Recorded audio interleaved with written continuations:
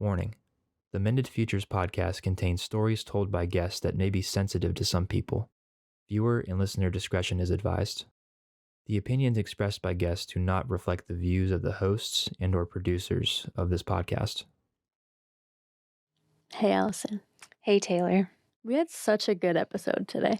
I know. And we know her, but we didn't know her until just now.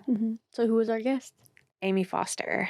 And she works with Care Portal, and she works as a liaison for 518. And this episode is going to pack a punch. In the best way. Yes. And give some practical suggestions for people who are wondering how they might be able to dabble in this space of helping children and families. Yeah. Well, if you want to be touched and inspired, keep on watching.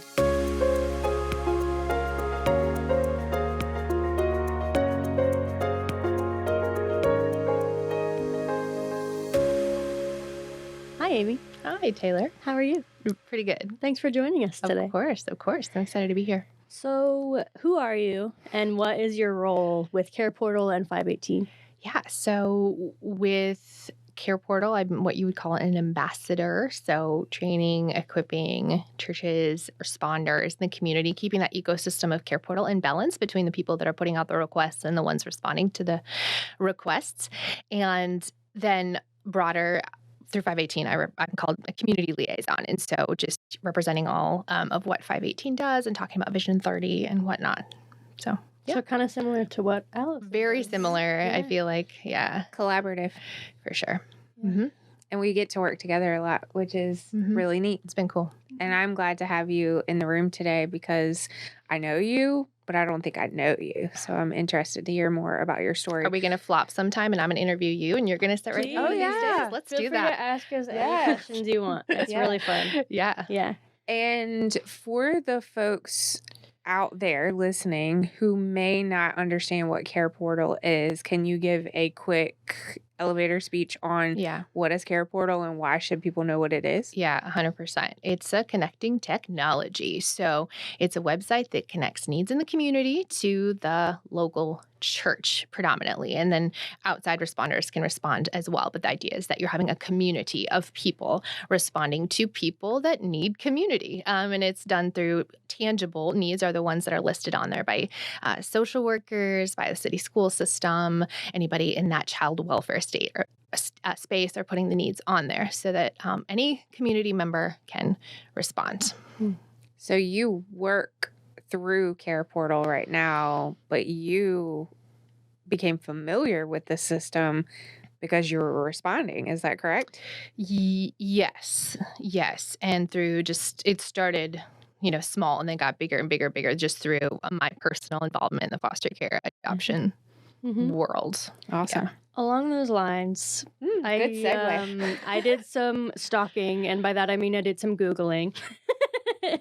And everything that came up when I Googled your name, it perfectly fit into what you're describing of these community members being an intentional mentor and support and whatever people might need. So I found something on Gospel Community Church's website. That's so a funny. sermon or message, whatever you want to call it, that you and your husband gave at Gospel last year at this point. And the title is God's Family is an Expanding Family. So what does that title mean to you personally? I just want to pause and say congratulations on being an amazing sleuth because Amy Foster it's a very common name. My maiden name was super specific and there was one of me in the world. So hats off to you that you even found that. And I love that we're talking about that sermon because that was a special day. Because God's family is an expanding family. And I feel that kind of just through my bloodstream, honestly, about what the implications of that are, because, God, the way that he perpetuates creation is through family, but there's that salvific aspect, God names every family in heaven and on earth like this eternal, gigantic, forever spiritual family that is so key to our flourishing. And then there's the reality that God does that very much through also a fleshly family structure and unit. That is the way to which he's designed our flourishing. So that particular message was Isaiah 54. And God is challenging the Israelites who are in exile in Babylon. So they're isolated, they're lonely, like life is not that great. But he's saying, prepare yourselves with me too. This is where I'm taking you for your flourishing. Expand your tent pegs. And I'm just picturing this, like, get ready to grow, people. Like, let's go, family. We're going to together lift up those tent pegs and go out farther, farther, expansion, expansion, expansion. And Isaiah is just so powerful for this whole concept of growing your family, because then a couple chapters later in Isaiah 58, it talks about, essentially if you were to boil that chapter down, a prerequisite for your flourishing is to care for the poor, the needy, the downtrodden, to set captives free, to partner with God in that work. And so that, you will flourish as a people, so that the sun will rise, so that all these beautiful things. So he's a couple chapters before talking about preparing to expand, and then you are expanding, and then you're flourishing in the process. So this is all very, broad theological, Old Testament-y concepts. But I think having lived that personally, of what does it look like to expand your family, and having felt the flourishing that comes from doing so, turmoil, heartache, trauma, tears also, but the overarching is I would never do it any other way type flourishing. And I can get into, and okay, I'll just say this. I think, what started for us was an expansion of our family through one adoption on the other side of the world, but has turned into just a massive heart shift in how we live our lives. And I think one of the greatest, misconceptions through the church, or just one of the things that I'm always trying to be a voice for, is please don't think that expanding your family has got to be something so massive and expensive and global as like an international adoption or doing foster care, or it's so everyday. It's so everyday. And that's one of the reasons why I love Care Portal so much, because it's giving you these very real opportunities to expand your family. And you never know how every situation's going to go, and that's not necessarily in your control, but it's the willingness to grow. It's the willingness to expand that is, I think it's vital for Christian growth and development, and where God wants to actually take each individual, because what happens in the process of just having that heart posture of being willing to grow will blow your mind. So that sermon came from Isaiah 54, and it was sweet. My husband, did more of the teaching part, and I did more of sharing our story and challenging people to expand. But it is something that that fires me up, because I think, I know. Yeah, I know. We're all designed for greater capacity than sometimes we believe possible, but it's with the Holy Spirit. So you're not alone, and then it's with others. And it's that beautiful family design that God has called us to. And it also solves such a problem of isolation, right? So we're such a more and more siloed society by the day. And God's like, I have a plan, I have a solution, but you have to be willing to expand. And expansion includes growing pains, right? It includes a lot of hard things. But if we trust that God is, good and working with us in all of it, it's really so vital that we're willing to grow in that way. Family, people, who's he calling you to, and when and how? And asking him those questions prayerfully, and I guarantee you has an answer. And it could just be, some individual that sits near you at church that suddenly is supposed to be a spiritual sister, or you're supposed to be a spiritual aunt to, or something like that, right? God sits lonely in families. You know that verse from Psalms, and just staying in that mindset. Who is it? Where is it? How is it, Lord? I think is critical to God expanding our family. I like how you give the listeners and us examples of how radical it could be, but how proximal it could be. When you think about, it could be mentoring someone in the community, it could be responding to a Care Portal request, it could be telling someone to sit beside you on the pew at church. So family could mean welcoming a child into your family, or it could be opening your heart and welcoming people into your heart. Oh, yeah. Yep. Yes. Yes. Big and small. Amen. Yes and amen, Allison. Mhm. Yep. Totally. Yep. Yeah. Me next? So, a lot of these questions are based off of the gospel message because even in the first 2 minutes of you talking, I was like, oh my gosh, I want to know everything about what you're talking about. So you've had your heart on adoption for a long time. Do you want to talk a little bit about where that journey started? Yeah. Yes. 19 on a mountaintop in India. When it's easy to pray the prayers, God, whatever you want with my life, you're unattached, free spirit, whatever. A little harder to pray that prayer now, but still important. So you were literally, I was 19, literally 19 on a mountain in India. Yeah, that's a true story. It was there for a month, right before I came to Liberty in 2000. I'm looking at the girl who was born 4 years before that, 5 years. It's okay. It's okay. Great. It's totally great. 2005. Yeah, I was 19. So, yes, and holding a child, my friend's child, who's an Indian child, and I just heard the Lord say, this is going to be you someday. But I knew what he meant by that was that you are going to adopt from this country someday. And then got married, met my husband, married him. And then he won't mind me sharing this because he is not the same man.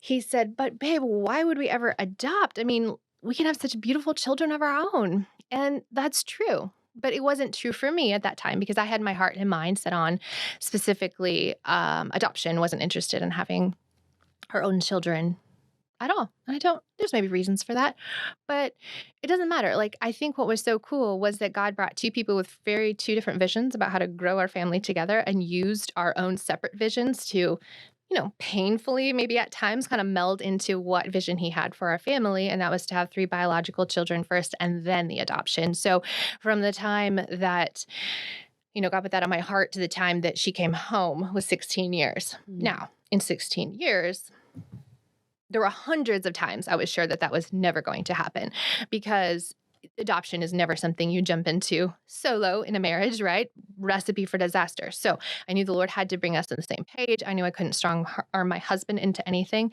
And so it's weird when something's on your heart that is supposed to be there and then you have no idea what to do with it. And that was me for a very long time. Let's say 13 years till it actually became real, right? 3 years in process. So there were times, that I was super frustrated, a little bit just like kind of annoyed with God. Why can't this thing go away? Because it's bothering me. It's annoying. It's causing me restlessness. I don't want to be restless. But there's such a difference between a restlessness of like, I don't like this couch, or I want to, whatever, but something less serious or of your own making. And then there's the holy discontent that God puts in people on purpose. That then I had to learn the hard process of waiting with him. And that wasn't fun. And I didn't do it perfectly, but I guess I didn't let up on God that he could do it maybe, or just push it down low to the depths, which would have been, I'd say, easier to do. So sort of silently prayed on it. And I'll tell this story because it's really sweet, just the way that God uses children. We started going to gospel community, and the very first thing that they were doing the month we started to go there was they were doing a collection for an orphanage in India, a freight collection. And up to that point, my oldest, who was 5, never knew that I wanted to adopt specifically from India. We'd never talked about orphans, orphan care, and all that. And so we're collecting items and we're putting them in this bin to send to India. And we're having tons of discussions about what an orphan is and all of this stuff. And my son, who's 5, is like, well, we're going to adopt from India, right, Mom? And I was like, no, son, like it's too far away. It's too expensive, all those things. So as time goes on, though, he gets it in his head that this is what we're going to do. But then he was getting annoyed because Mom and Dad weren't really supportive because I would love to be like, heck yes, but you got to hold that tension with husband who's not quite there. And some other little things had happened. My husband started to get curious about this world. So I was like, okay, Amy, don't get too excited. But over the course of 4 months, my 5-year-old takes his birthday money. So this was in September. He takes all of his birthday money, puts it in a box, and he turns it to his adoption at this point because mom and dad aren't working with him. Puts all his birthday money in a box. Entrepreneur. Yeah, hardcore. Yeah, even at that age, that was philanthropist too. So then he starts to paint rocks and sells them to absolutely everybody that he meets, and telling people it's for his adoption, And then Christmas money, same thing. It goes in a box, and so it's going on for 4 months. For like a 5-year-old, that's like pretty committed, right? And so the whole time my husband is just like, interesting, like what's going on, and then I couldn't. Like, it's just a weird place to be because you're like want to cheer your son on in his adoption, trying to raise $35,000. So get to January and we count up the money. He's like, Mom, I only have $67. So it's a night I'll never forget. We sat and we prayed over that box and we said, Lord, my husband wasn't there. He was at work. I was like, Lord, if you want us to do this adoption, you've got to multiply this money. And silently, I was like, and then changed my husband's heart. And it was just a couple weeks later that my husband was like, let's do this. And of course, I'm like, lie detector test. Like, I need to make sure you're being, authentic for you, not for your son, not for me. And he totally was, and he hasn't looked back. And I mean, you heard his sermon, I guess, if you listened to that, right? He's so committed to this space, and it's so cool how God works just in this timing. And I'm the antsy one that's like, let's move this plan forward, and I just am not good at waiting, and I had to learn that. So that was a long story, but God used my 5-year-old in a very profound way during that time. So that's how I got into this world with that story. Yeah. I was going to ask you to tell it if you didn't tell it on your own. So I'm so glad. I wanted Allison to hear it, if nothing else, because it's so special. Yeah. It's special. And is this the young man that I met through community work? Okay, That's so him. that doesn't surprise me about him because now he is a really neat adolescent. But that's powerful. Yeah. This is not in our list of questions, but Sound of Hope, have you seen? Oh, yeah. Could you relate to the movie? I mean, it sounds like you and the wife in the movie had some things in common. Yes. No, that was such a cool experience. I actually got to be in the screening of the movie in Kansas City. Oh, wow. Where the people that the script is written about were sitting a row in front of me. It was unbelievable. So for the people, Sound of Hope, Story of Possum Trot is a true story of a community in Texas who fostered to adopt dozens of and basically eradicated foster care in that county. And yes, highly recommend. Go see it and let your heart be moved. For sure. I can relate to the wife. I mean, yes, I don't know how many years like that was on her heart, but I think it's so significant when God puts something on your heart to not downplay it. And somebody during that time of my wrestling was like, okay, I'm excited to see where God will take this. And it wasn't for me. I was like, it's never going to happen. I was in that headspace, and she's like, where he will take it. And she's right. God doesn't put something like that on your heart without it coming to fruition. If you're going to, walk it out with him and trust him in that and wait for his timing. And that was my big downfall, is the timing, but, or hardest part. But yes, that movie's unbelievable. And I think, there's enough about that. I could say more, but. Yeah. So within all of this time that you are either waiting for the go-ahead to start the process of adoption, or you are in the process of adoption, Village 434 was born. Yes. So we had officially filed the paperwork, and I don't know, maybe I was a little bit vocal about my excitement about this space. It just felt like the release of finally we're here. So I was talking to everybody about my enthusiasm, and but simultaneously as that's happening, there's 8 families within our church that had signed up to be licensed foster parents at one time, which is pretty remarkable because they didn't plan it. They didn't know each other was doing it. They got in the training, and they're like, you're here. So, I mean, I get chills even now thinking about it, because it was such an act of the Lord at that time that they could do this hard stuff together. Like in the movie Sound of Hope, it's such a picture of doing that together with your fellow saints. It's pretty, there's nothing like it. Okay, so at that time, they came to me and they said, Amy, like, we want to make sure that these 8 foster families and the existing ones that are in the church are well cared for and well loved and well supported. Can you help us? It was like a no-brainer. Absolutely. And then I was like, wait a second, what am I thinking? Because international adoption is absolutely nothing like foster care. And so how do I know? I don't have no degree in this. I have no ministerial education. Like, I don't know what I'm doing, except that it was clearly a God yes, because it felt like one of those things. Okay, he's going to equip the called kind of saying. You hear like a churchy saying. So God had just given me this sweet spot of I was waiting for our daughter to come home. Didn't know I had 3 years ahead at that point.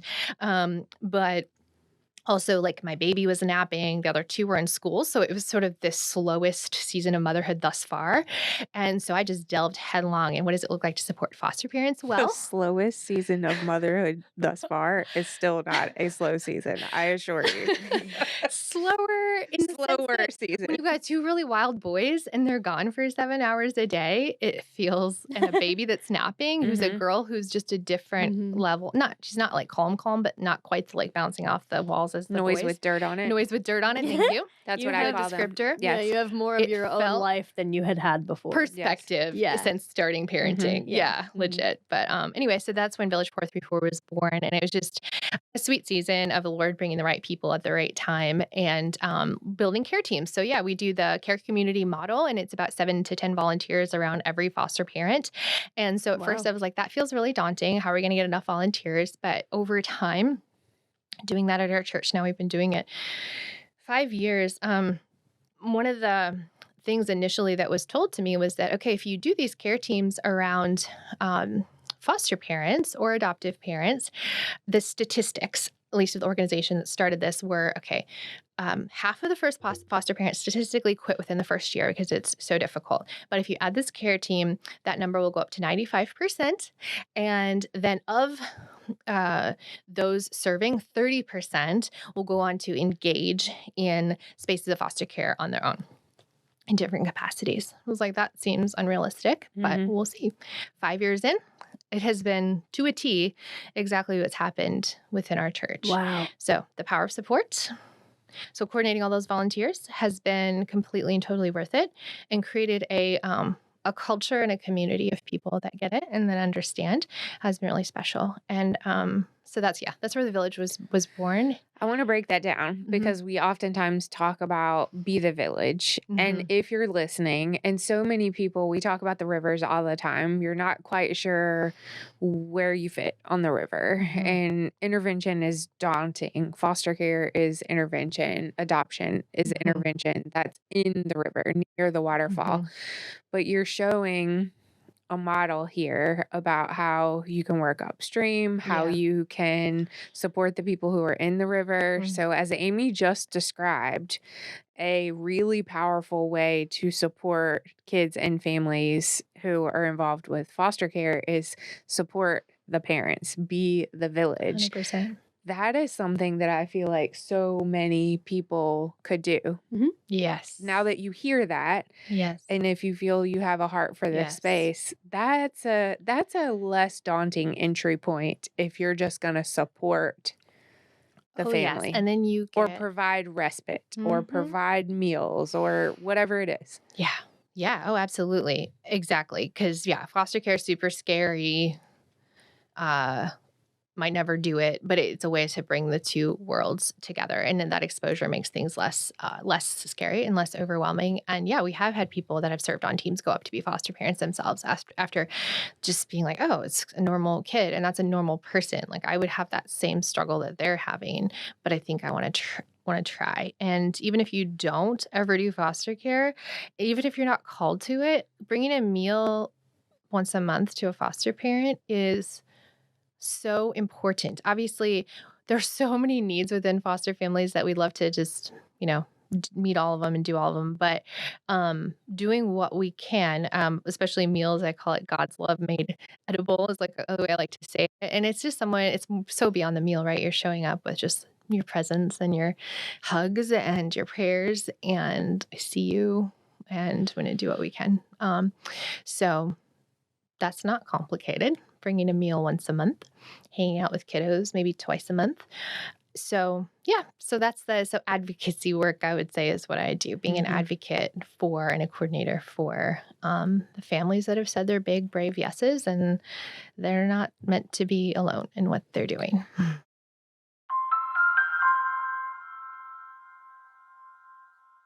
Life is messy, and sometimes people just need someone safe to talk to. We're here to listen because everyone's story should be heard. 518 Counseling exists to empower children, adults, and families to overcome past experiences and create a path to being stronger both mentally and spiritually. Family is a nuanced concept.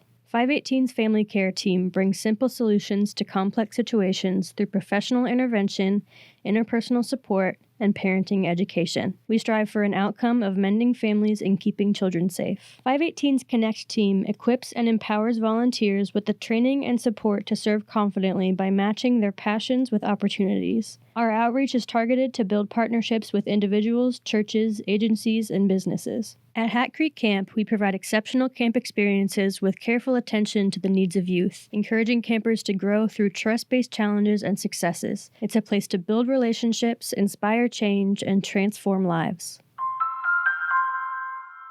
And some of your worlds are colliding here because Care Portal can support sometimes. Yes. And we can put needs of families on Care Portal if we want to. We have started, using Care Portal a lot within the church, within the Village 434 space, because it's a logical step. Because if you're like, it's interesting how the progression grows. I think it grows for a lot of people, and I can see this textbook in my life, like one child on the other side of the world, and then wait a second, the parents in our church, and then wait a second, how can we help the foster children? Wait a second, what about their parents? And then that's where Care Portal comes in. Is typically the ones on Care Portal are the ones statistically more likely to lose their children to foster care. So it was a logical step for us to start really embracing Care Portal within the village. And it's definitely harder to form those kind of support teams around the mothers that we serve on Care Portal. But it's sort of one of these things I hold with like a vision of what would it look like, when can it happen to really there's like the sort of organic loose community that happens, but what if we built it out more structured for a season? If they're really low and you're trying to get them back on their feet, and you have people showing up at their doorstep trying to the same thing, the power of presence and proximity to encourage people. So we haven't built those same care community teams. Maybe once or twice we've tried it. It's just a learning curve. Everything's a learning curve, but that's kind of where I see this ministry going, is doing more of that as well. You've also volunteered with Big Brothers Big Sisters. Oh, yeah. You were on the news. How do you find? Is this all on Google? I watched it. I'm telling you, it came right up. I watched it. My husband watches news from about 4 o'clock on. Bless your husband. Yes. He's one of the rare ones. Live news, and reads the deeds in the newspaper. There is nothing getting by. Wow. This guy. Yeah. I like it. Yeah. He's in the know. Yes. Locally in the know. So we watched it. Wow.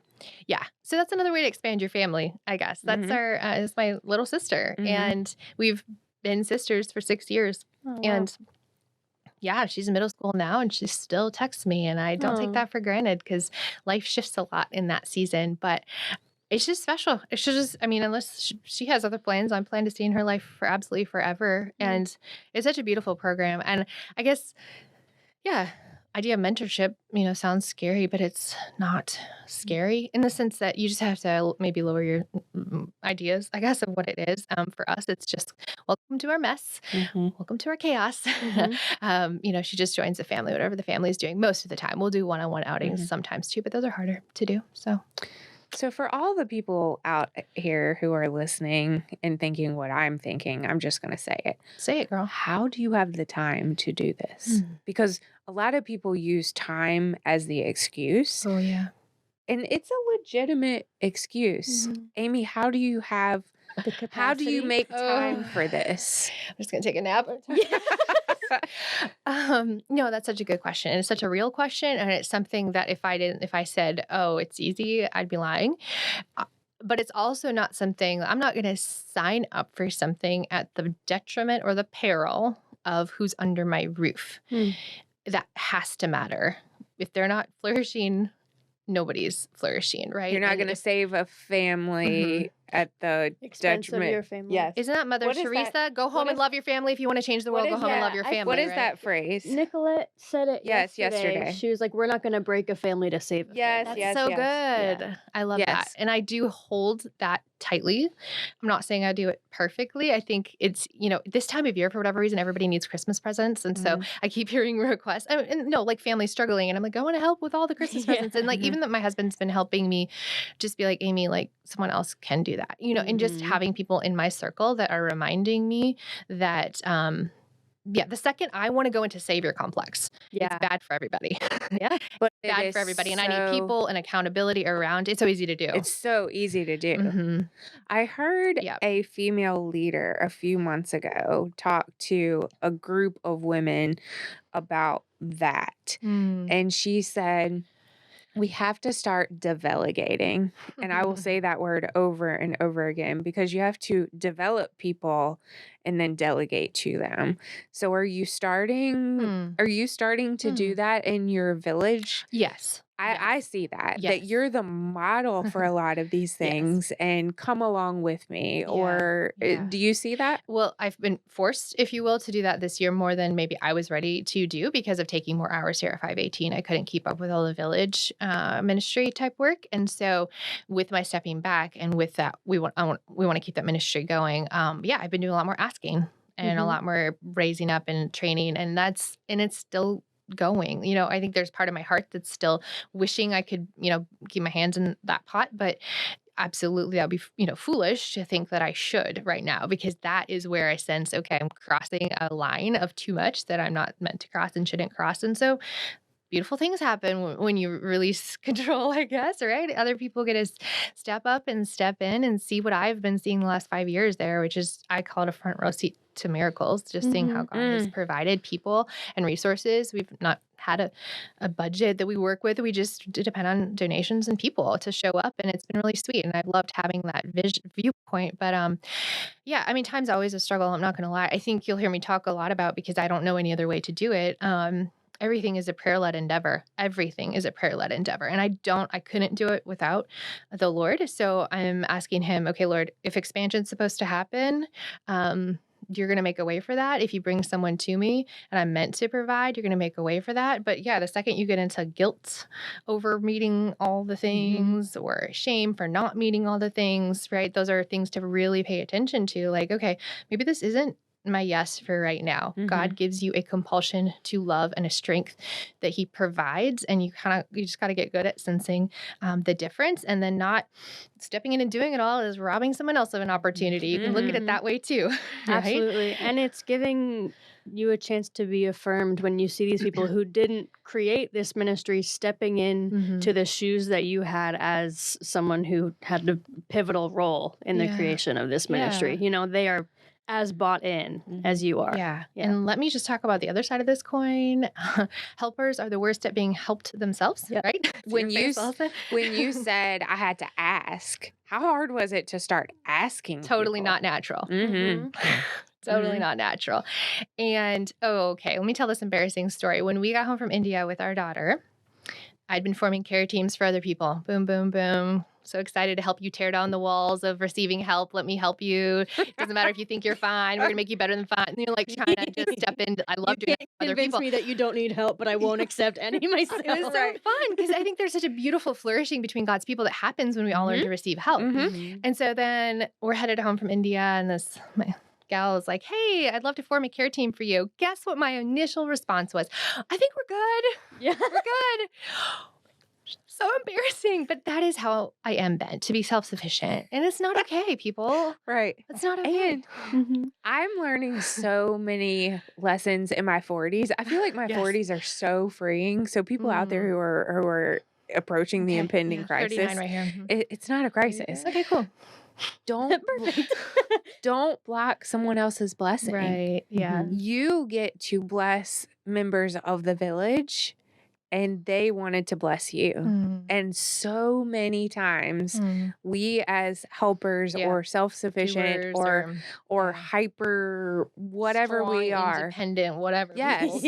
We're blocking people's blessings. Yeah. And there is a certain level of blessing or just that idea of, because receiving from others also ties into receiving from the Lord. They're not the same thing. Like Lord has love and goodness and things he wants to pour out on you. And so practicing that in the flesh with the, fellow people is really important too, so that we can just, whatever self-sufficiency is there needs to go so that we can rely on the Lord and the way he designed us to rely on him in our actual weakness. That's how that's supposed to go down. Remember 2 Corinthians 12:9? Yeah, that's how we learn that we're worthy of help. We're worthy of being supported. If you can't receive help, in my personal life, when I learned that I couldn't receive help, I also learned that I didn't know how to receive love. Right. So I really think those two are completely tied together. Totally. And that can take you on a whole personal journey of like, I thought I was stronger than this, but there's a real strength that comes in accepting weakness. Right? Backwards. Completely. It's that backwards sort of upside down kingdom thinking that's absolutely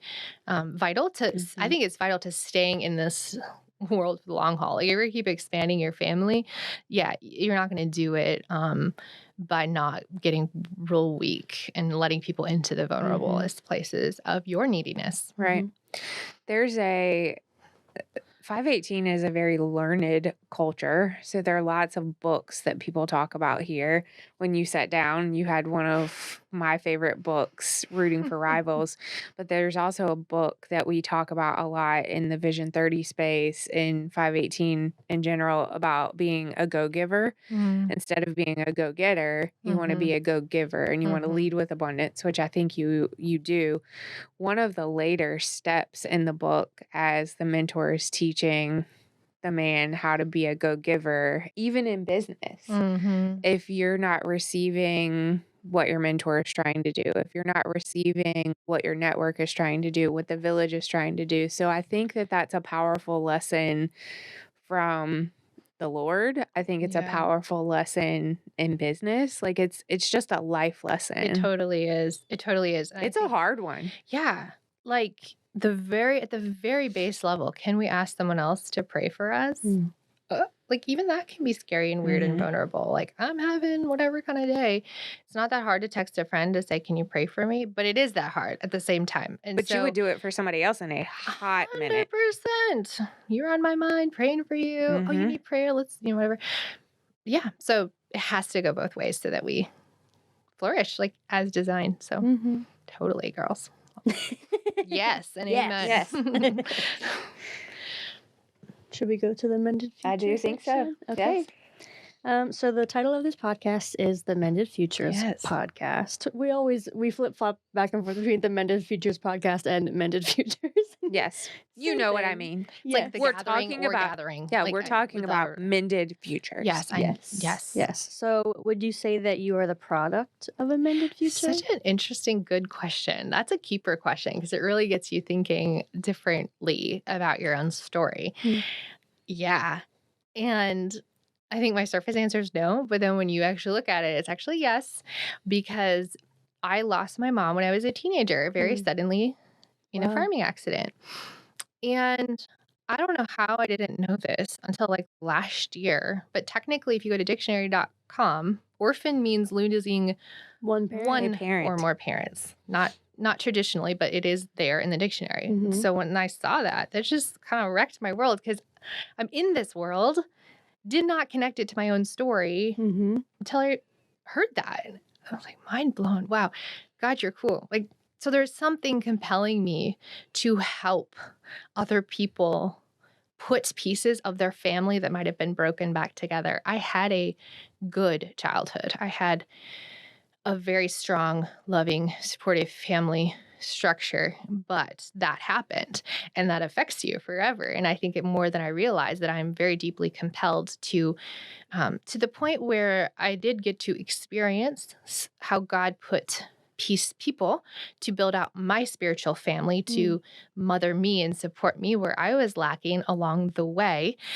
And this is interesting too. I think I got hung up on the fact, well, it was never one person, God. Like I wanted like one solid person to stick with me for 20 years to be my new fill-in mother. But it was several people along the way. I kind of had my definition of what I wanted that to look like, but like, wow, no, God built out my family for this season and for this part. And I mean, they're all very special to me along the way, but then some I've totally lost touch with, but they had tremendous impact. So it's the idea in that season, it's that idea that God is setting the lonely in families, that he is building out family, and just somebody was willing to expand their family for me. And that mattered tremendously. So you can't say that the residual effects of that aren't compelling me forward, whether it's subconsciously or not. It's very much still there. So it's beautiful. Yeah. And I have no doubt that you are mending futures because we have talked through this time about all the work that you are doing to mend other people's futures. And we know the importance of meaningful relationships. Yes. I want to ask you about the 518 verse and what reconciliation means to you, both in the flesh, but also the piece about reconciling with God.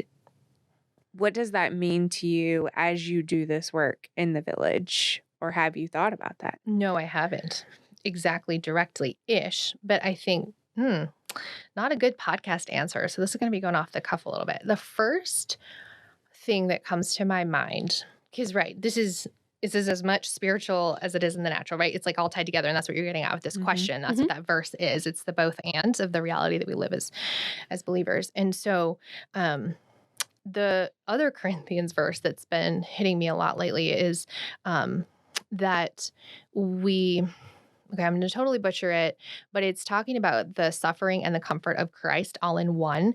We suffer with Christ, and then he gives us his comfort so that we can comfort others. I see y'all nodding over there. Oh, there's a story here. No, just Taylor has something that she says often that reminds me of this. Well, I want to hear that for sure in just a second. And so it's the concept that, Christ reconciled himself to us. Okay, that's a big word. What does it even mean? I think he's giving us a snapshot of what life is meant to feel like, that suffering and comfort are inseparable, like intertwined, right? We look for the comfortable American dream, and things that are uncomfortable cause us to suffer. Then maybe we should say no to that. Or maybe I need to hunker down and self-preserve and self-care and do all these things first before I'm then suffering or uncomfortable or whatever. But no, the reconciliation of Christ was gritty, and there was suffering. And then in the process, he gives us this eternal comfort, this earthly comfort, and while also it's uncomfortable. So there's suffering. So that's where I go with that verse. And that once we learn to hang in the tension of both of those things at once, then we are more equipped and empowered and ready to do the work of reconciliation as designed, as planned. So if you can't hang in those both well, you're not going to be as effective as a reconciler as God means for us to be. Since I know that Allison is going to ask me say it, Taylor. I'm very much an internal processor, and so I can take years of things that I've processed and turn it into a little pithy phrase so that it's easier for me to sort of share with people. So there was, I will say, just my college years and beyond. It was just a lot of struggle, internal struggle. It was a lot of external struggle once COVID hit, but it's also the joy of meeting some incredible people. It's just so many things at once. And a tragedy. Yeah, a tragedy or two. And it got me thinking a lot about how life is everything all at once. And so much of our perception of our lives are based in our expectations. And something that has served me so much through my young adult years is not having the expectation that life has to look perfect before it's good. And I feel like that ties perfectly into what you're saying. It does, 100%. Yes. Christina, our coworker, Christina, you're talking about the phrase, the destination is the journey in some ways, which is a weird way to say sort of something similar. Is we're always waiting for this thing, whatever it is in our head, but there's so much goodness lessons, beauty, all the things. If we can just stay with it, In feel the it, and moment. be present. And I love what you said a little while ago about the miracles. And hearing your answer. We ask that to pretty much everybody who's on that sofa because we want to hear people's idea of mended futures. We want to talk about reconciliation because we talk about prevention and intervention. We don't talk as much about reconciliation and what that means in the flesh and with God. And you mentioned there were so many miracles. Hearing your explanation of reconciliation, you might be able to see the miracles or recognize the miracles because that's your understanding. I hope so. I hope so. Right. Because it's easy to try to race to the finish line or the happy ending with everything. It's not a miracle until. Right. There's a miracle in the mess. Yeah, 100%. We win the hour. Yeah. We may not win the whole day, but we might win the hour. In my darkest moment of our adoption process, when this last little piece of paper, after waiting 3 years for my daughter, her last little piece of paper was just irritatingly not getting signed. I was losing my ever-loving mind because we had cleared our schedules for the whole summer, and then school had started, and we're still not traveling to go get her. And it's just painful at that point. A day delay feels more like a month just because you're packed. You're ready to fly to India and get our daughter. One of the things that I did during that time was do a practice of remembrance. Because I was so miserable. And then I started writing down God details through the last, at that point, 13 years and dates as much as I could remember. And by the time I was done, I was like, I've been walking a miracle road the entire time. And it just blew my mind. But it takes a certain level of refocus and reframe because I was a mess. And as soon as I did that, the craziest thing happened. It's like I was settled and I was present. You mean a miracle happened? Yes. So once I saw my own miracle, Right. I mean, gosh, this is a hard lesson. I'm still learning this. Like, how do you just stay present? Aren't we all? So hard. No joke. The week later, again, we'd cleared our schedule. So I was in another free parent, just less obligations because we're about to bring our daughter home, right? So the next week, the Lord brought me into a story of two mothers. And this is one of those stories that I did get to see full reconciliation. I did get to see how she was there. One in particular that I was closer to, she was this close to losing her children. And she didn't. Because God gave me an opportunity. He'd cleared my slate. I got to walk alongside her in like a way that I would have considered radical at the time because I hadn't really jumped into people's stories. I don't understand the amount of trauma that you've been through. I don't know what to do when you're having a panic attack. I don't know. But God was like, okay, thank you for trusting me with bringing your daughter home finally so that I could get your attention to take care of this woman in our backyard and who needed you at this season. And it was so cool what happened. So once I was present with her for several weeks and we're still in each other's lives, my birthday was coming up. And I was like, God, all I want for my birthday is my daughter. That's it. On my birthday, I got the call. You're going to India next week. The call I've been waiting months for. So he cares. Yeah. It's like what you said, just the goodness that's right there that we miss so often. So totally.